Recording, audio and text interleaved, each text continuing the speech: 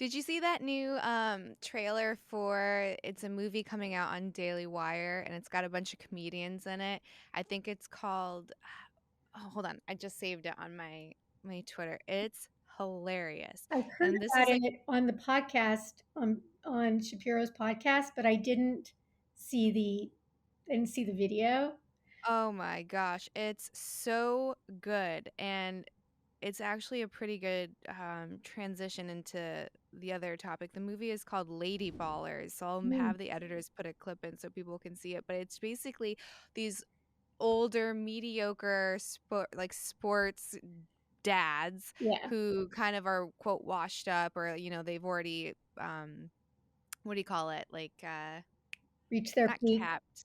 But yeah, they've already peaked. They have already peaked. And then they realize through one of the 8-year-old daughters that you could be considered a woman just by saying you're a woman. So now it's all of these grown men competing with these young girls at various sports and just crushing them. And it just shows how ridiculous it all is. And I think that's one of the beautiful things about comedy is it can kind of bring things right in front of you and you can't deny it. You can't deny the absurdity of all of it. Well, you know what?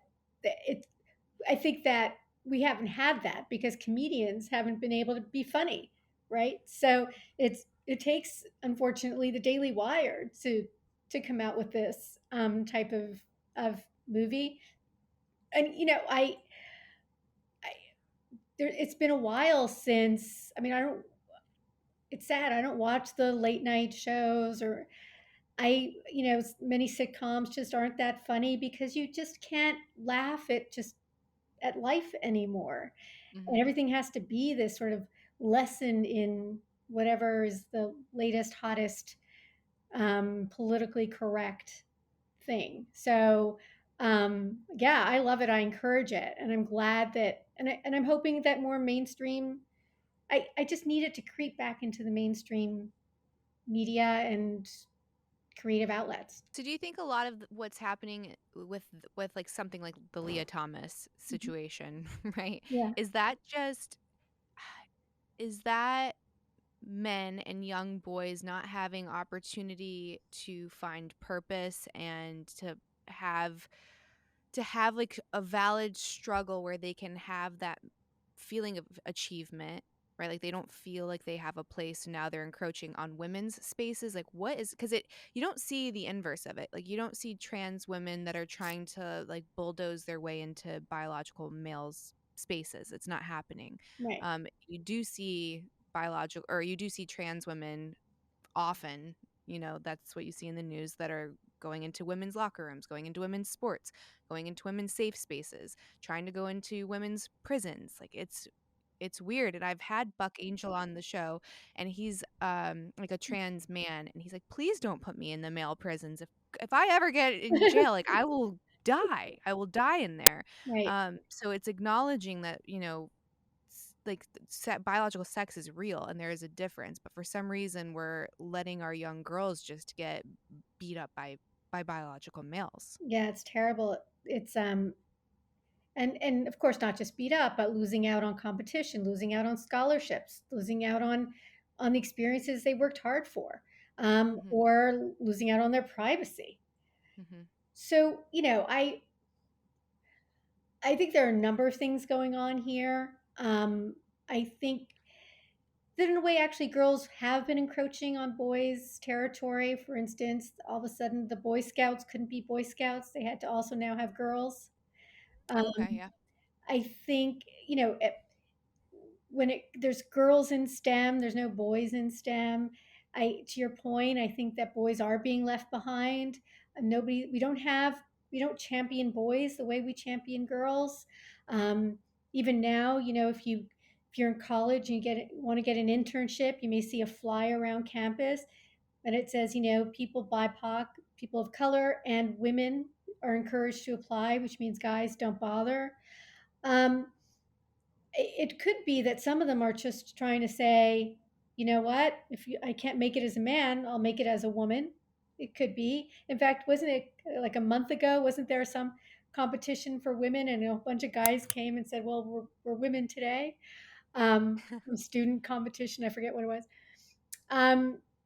And you know, there are also issues of, well, let's say there is a small percentage of these trans girls and women who do have severe gender dysphoria. Okay. But then there are those with autogynephilia, which I don't know if you've talked about in your podcast. They Briefly, yeah, ages ago. they get, basically turned on by people thinking they're a woman. I'm not accusing Lia Thomas or anybody else of that. I don't know their psychology. But, here's the difference, I think. Someone with severe gender dysphoria, where they really truly believe they are in the wrong sex physically, um, they don't want you to see their body parts, because to them it really is, like, if you think you're a man, nobody should see your breasts because you're a man. If you truly believe you're a woman, you wouldn't want anybody to see your penis. If Mhm. I woke up one day with a penis, I would hide it. I wouldn't want anybody to see it as a woman. Um, and those who lean into the autogynephilia, well, that's kind of the turn on, right? I want you to think I'm a woman, but also know I'm a man. So who knows if that's what's going on in some locker rooms? It could be. I don't know, and I'm not alleging it is to anybody specifically, but it could be. Mhm. So why are these guys doing it? I think to your point, I think some of them are trying to say, well, if you're going to take my space, I'll take yours. Some of them are whether or not that's justified. I'm not saying it's justified at all, at all, at all. Some of them have true gender dysphoria, and some of them are enjoying it. And sadly, I think that's the majority. I could be wrong, Mhm. but that's what I think. Yeah, I think so too. I think that it's almost an excuse to exercise misogyny. That's what I Mhm. see. It's Sure. almost like the most misogynistic thing is to just say you as a woman are invalid and your space is invalid and your sense of safety is invalid. What matters is my personal identity and that's it.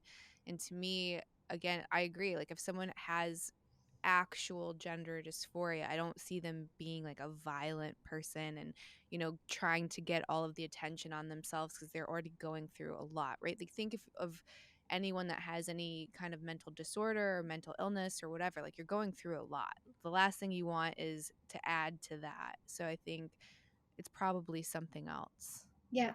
I mean, somebody who's anorexic, they think that Mhm. they are very overweight. And we're not everybody, but wear big sweatshirts and, kind of cover themselves up, even if they're, tragically very underweight. They don't want you to see their body because they see their body differently. So, sort of, if you think about that, it's a body dysmorphia.